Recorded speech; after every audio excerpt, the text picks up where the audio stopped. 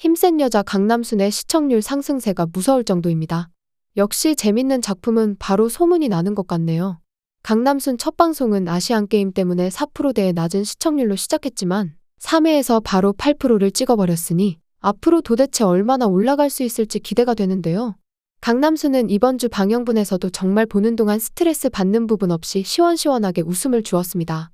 그리고 잃어버린 딸을 끝까지 포기하지 않고 찾다가 재회 장면에서는 눈물과 감동까지 꽉 잡았네요. 이제 강남순이 17년 만에 가족들도 찾았겠다. 다음화부터는 3대 모녀가 본격적으로 좋은 일을 위해 힘을 쓰게 될 것 같습니다. 그리고 로맨스도 예고되어 있는데요.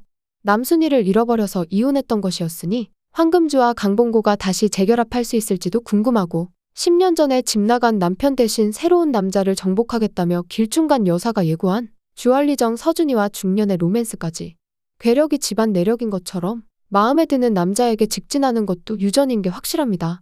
귀엽고 솔직한 강남순이 지켜주고 싶은 남자 강희식을 만나 벌써 내 남자다 찍어버린 것 같은데요. 강희식이 남순이의 엄마를 찾아주겠다는 약속을 지킨 것은 물론이고 아빠까지 만나게 해주었으니 이미 두 사람은 지독하게 얽혔네요. 남순이 피셜 잘생긴 남자인 강희식은 강남순의 순수한 플러팅에 이미 넘어가 버린 것 같죠. 앞으로 두 사람이 합세해서 비밀 수사를 하게 되는데 여기서 또 다른 남자 류시오와 엮이게 됩니다. 그런데 이 남자 류시오가 참 위험한 인물 같아 보이는데요. 대사에서 약간 사이비 느낌이 나는 것 같기도 하고요. 류시오는 사이코패스처럼 감정이 없는 인간으로 소개가 되는데 7살 때 버려져서 러시아로 건너가게 되었다고 합니다. 그리고 그 후로 35살 먹은 이날까지 어떻게 살았는지 전혀 밝혀진 바가 없다고 하는 걸 보니 과거 사연은 지금 류시오가 이런 인간으로 변하게 된 결정적인 이유가 될 것 같습니다. 강남순 입장에서는 류시오가 사회를 어지럽히는 악이지만 반대로 류시오는 남순이를 마음에 품게 되는데요. 집안 대대로 500년을 물려온 힘 중에서도 강남순이 가장 특별한 힘을 가지고 있다고 하는데 류시오 또한 만만치 않습니다. 강남순을 한 손으로 던져버리는 걸 보니 류시오 또한 초능력을 가지고 있는 것이 틀림없어 보이는데요. 모계혈통으로만 유전되는 초능력처럼 강한 힘을 남자인 류시오가 가지고 있다니 조금 이상하죠. 이 혈통에서 태어난 남자들은 전부 유전자가 여자 형제에게 몰빵되어 하나같이 기운이 너무할 정도로 없거나 강한 식탐에 빠져 있는데 말이죠. 그 때문에 이 집안의 남자들에게는 숨겨진 특징적인 비밀이 따로 있을 것 같습니다. 황금동이 제대로 서 있지도 못할 정도로 몸이 안 좋아서 고치기 위해 노력하는 것과 강남인의 탄수화물 중독을 고쳐야 한다고 유난히 집중해서 보여줬었던 게 너무나 수상해 보이는데요. 후에 남자 형제들이 아픈 이유가 출생의 비밀에 있었다는 것이 밝혀지게 될 것 같네요. 남순이네 집안의 남자 형제들은 여자들의 지극한 보호 아래 있어서 화목하지만 그렇지 않은 경우에는 불만을 품을 수도 있을 법합니다. 여자 형제들에게만 유전자 몰빵이 워낙 심했어야죠. 물론 똑같이 귀한 자식이라지만 모계로만 유전되기에 황금주도 자신은 딸을 낳아서 대를 이어야 된다고 분명히 밝혔었고요.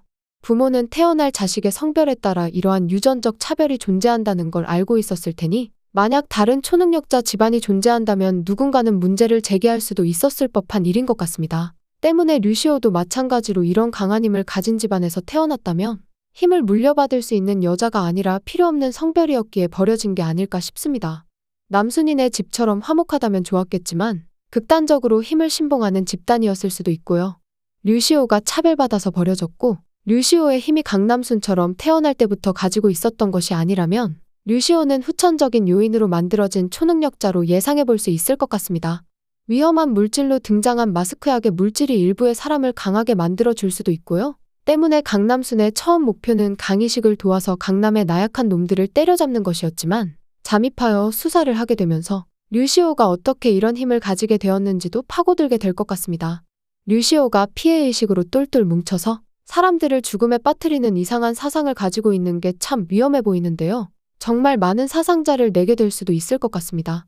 형사가 겨우 소량을 섭취했는데도 완전히 중독돼서 서랍에 마스크를 숨겨놓은 걸 보니 말이죠.